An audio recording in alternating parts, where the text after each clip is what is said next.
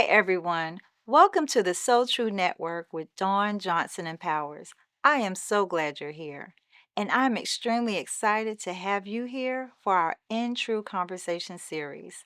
In this space, we sit down with community leaders, educators, and our community voices who are making an extraordinary impact. Together, we'll explore how their journeys connect to the So Tru pillars: community empowerment, women's empowerment, and financial empowerment. These conversations are about truth in action, our overlapping circles with great people and their stories that remind us we are stronger together. As you enjoyed this conversation, be sure to subscribe so that you don't miss out on any of our So True updates. Hi, I'm here with Josh Bovill, who is now officially a part of the So True Network, where our overlapping circles have caused us to meet and do similar work in this community together. Josh, I'm going to start us off with, do you remember when and how we met? I do. Okay. We met at Kathy Stewart was having um it was like a jewel event where she was giving out like these recognizing Yeah. some powerful women in the community, and you and Monique Kirk, that's where I met Monique Kirk at as well, and you were one of the speakers. And then I remember me and my wife um meeting you that night. I did not remember that. Y'all Yeah. have such great memories. Wow. Okay. And then for some reason, so I think then that was when we kept meeting. And because Mm-hmm. I'm big on when I keep meeting people, I'm like, okay, I'm supposed to do something with that person. Like once I meet you 3 times, it's like, okay, God, help me understand what we're supposed to do together. Because then I ran into you at Sweet Frog, Yeah, yeah. and my daughter worked at Sweet Frog right Yeah. next door to my office. And you were telling me, I think you wrote your first book. Mm-hmm. Okay, Yeah. what was that book? The Right Way to Heal. Okay. Yeah. Okay. So share a little bit about who you are and what you do, kind of the evolution of, getting to where you are today.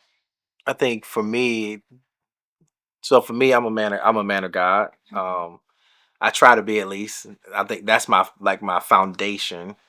But I'm an educator and author. I'm a proud father and husband.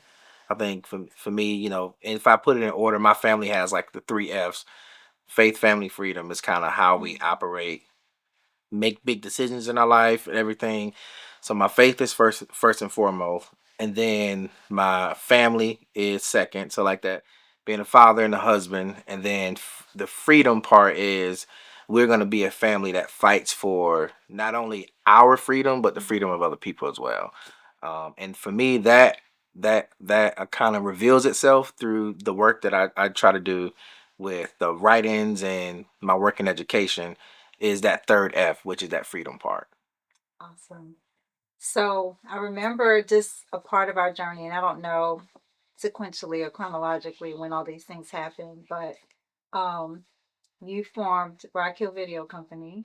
Now, did you study that in school? And first of all, where are you from? Where did you go to school? And where did you study in school? So funny story. Originally from Springfield, Massachusetts. Oh, wow. Yep. I didn't know that. Yep. Okay. And recently we just went back there and visited, and maybe it'll come full circle in this conversation later. But just had some real big moments going back and visited last week. Mm, But then grew up in Greenwood, South Carolina. okay. And like, so when I think about all of like kind of like my journey and the things that I've gotten into school wise, my undergraduate is in sport management and my master's is in business. Okay. When I became a career changer and went into teaching, I went from, making in 2015, I was making like $88,000 a year. And then when I became a teacher, the salary at the time was 38,000. And then we had a 2-year old at the time as well. And so I was trying to figure out, okay, I need to make some more money because I couldn't pay my rent. Like really couldn't pay my rent. My sister had to send me money for rent sometimes, right? But with that, I have a background, my master's in business. So I said, well, I utilize that and start a business. I started a resume company where I would write resumes for people. And then it didn't really do very well, but people kept asking me, "Who's doing your marketing videos?"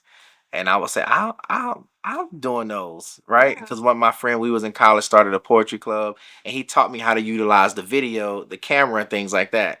And so people would ask me, "Who's doing your videos?" I'm like, "I'm doing it."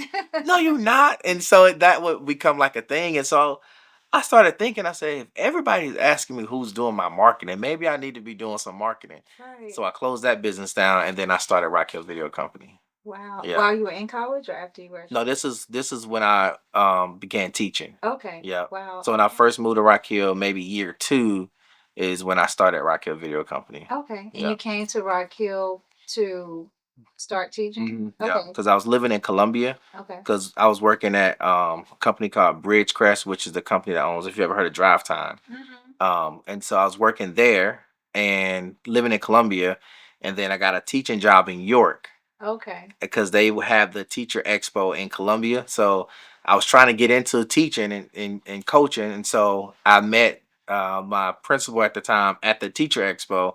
And he said, "You ever heard of York, South Carolina?" I said, "No." I said, "But I'll move anywhere if I could just get an opportunity to teach." Yeah. And so I ended up living in Rock Hill, which I still do now, but I taught in York originally. Wow. And where did you and your wife, Charlotte, where'd y'all meet? We met in college. Okay. Yeah. And y'all went to We Coastal? went to Coastal Carolina, and I like I said, I started a poetry club, and then my senior year, I was getting ready to go to graduate school, and I knew I couldn't do that and grad school at the same time, so I was trying to find somebody to take the club over, and I get a call on my phone one day, and say, "Hey, this is Charlotte, Mr. Di Stefano, who was our student activities coordinator. He said that you have a poetry club and you can help me get one started or whatever." And so I'm like, "This girl sounds like she cute," and so I helped her. I gave her like the flash drive and stuff, and then I started flirting with her via after that, like via text and stuff. And I asked her to go out like 100 times, and this is gonna be crazy, but I had a prayer prior to that. I said, "God, I need you to send me a woman that loves you more than she'll ever love me." Mm. So that was like my prayer that I had been praying because I went through something prior to. And so when I had asked her about dating, she was like, "No," she's like, "You're a nice guy, whatever, but I'm only focused on God and school."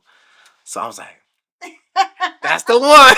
Right. Sent you the And sign. yeah, and so like I just kept asking her out, and then I could tell the I story call later, it the but slow drip. yeah, yeah. Like Steve Urkel sound wearing you down. So that's what the joke is. So yeah. That. And y'all have a beautiful story. So if anybody ever goes to, I mean, y'all need to really make your life like some kind of, social media sitcom. Because I love your life. Like when your stories pop up on my feed, I'm like, what is y'all doing now? That's my laugh for today. Your family's phenomenal. We'll talk about that. But I love you and Charlotte, y'all story about how y'all met, the way y'all love each other. So we'll go there a little bit later.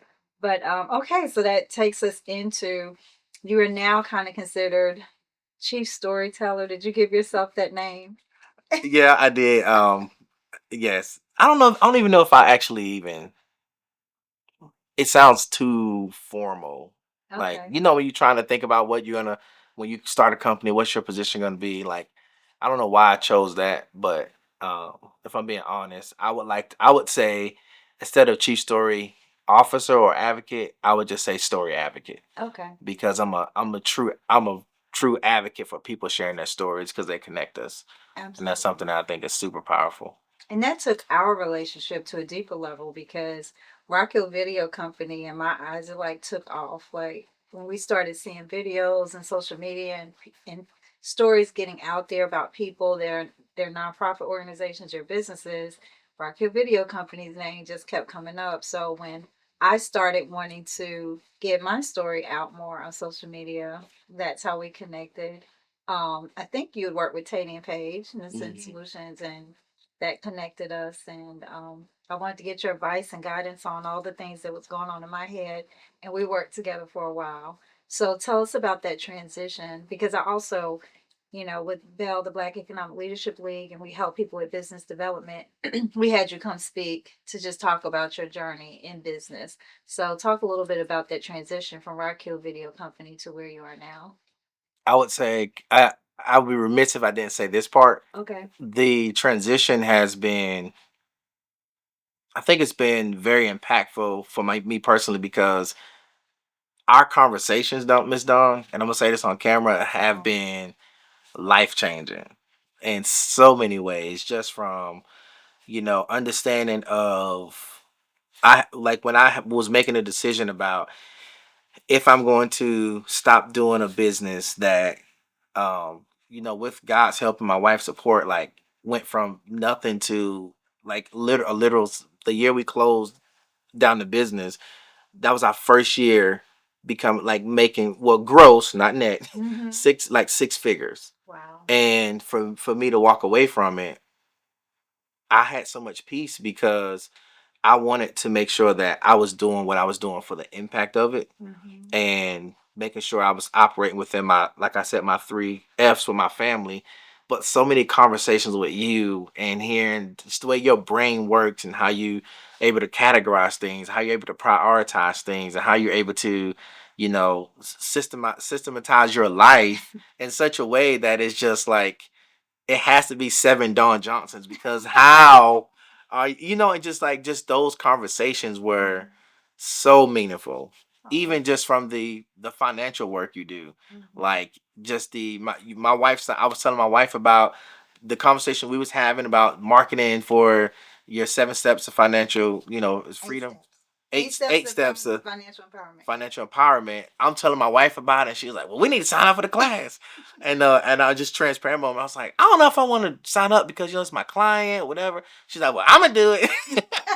And so, right, and so which tells you the power of a powerful woman beside you. But just even that alone, just learning about so many things through our conversations.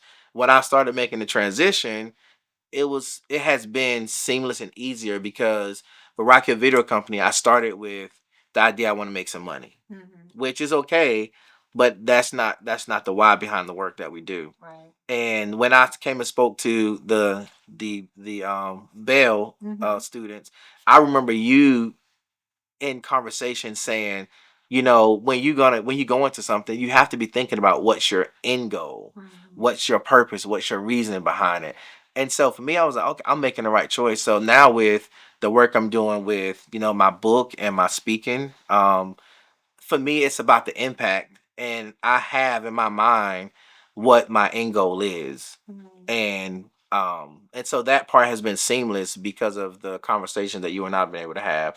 And so I'm extremely grateful for that. Well, thank you, because it's grounding me in even understanding what I'm doing. Because I tell people I get up in the morning, I have my to-do list, but literally it's like, okay, Lord, this is what I'm planning on doing, but you tell me what's a priority today, and I'm okay with anything, any meetings that get canceled, any changes that happen, because I've given him full control and access over what happens. And I literally put one foot in front of the other. When you talk about, even when I say that, I hear "Order My Steps, Dear Lord," that song, because he literally orders my steps. So thank you for that confirmation. That because I stay laser focused on that, and so hearing that come from someone like you grounds me. I'm like, oh, okay, that's the result. Okay, God, I'm still on track. Thank you for that. So let's talk about being an educator, wanting to really dive deep into the stories of people.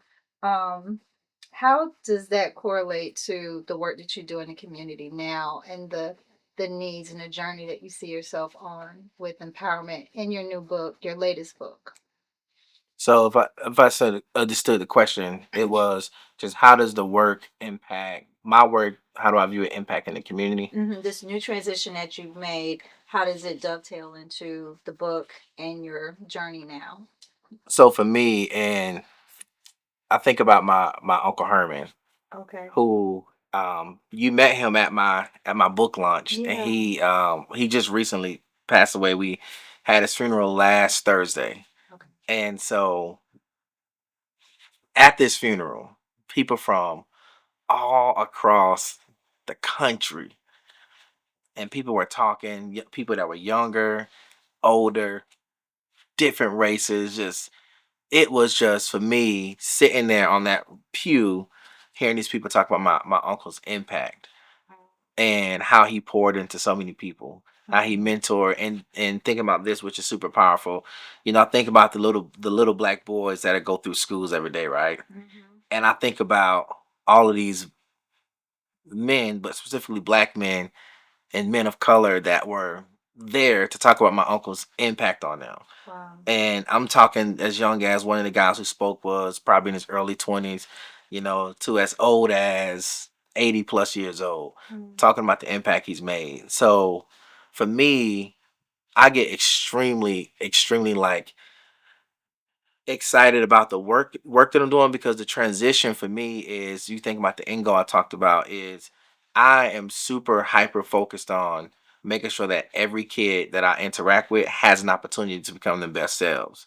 And oftentimes our black boys are the ones that are often left out, Yeah. and they're forgotten about. And our black boys oftentimes don't have the supports that they actually need. So for me, regardless of political climate, regardless of opinions, for me, the work is the most important thing, because I have two black boys at home, and I know what I'm going to give them. And I know that there are kids that are walking through schools that don't have a father at home. Some of them do have a father at home. But for me, the work and the transition of what I'm doing is, I'm just trying to stay focused on what am I doing for this kid right now, Yeah. and planting seeds. And I may not even see the results of those seeds, because oftentimes in education is something you don't see it a lot. But I'm just want to plant seeds and pour, and try to figure out how to create systems around helping those black boys as much as possible.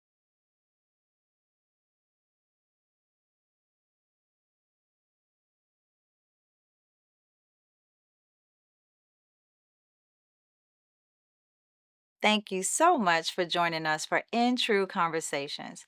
Every story shared is another piece of our collective truth that we're presenting to our community to build together. I invite you to stay connected with the So Tru Network by subscribing to our channel, liking our videos, and please share this episode with someone who you think may need it. Remember, your truth matters, and when your truth and my truth intersect, we will find liberty. So I'll see you in the next conversation.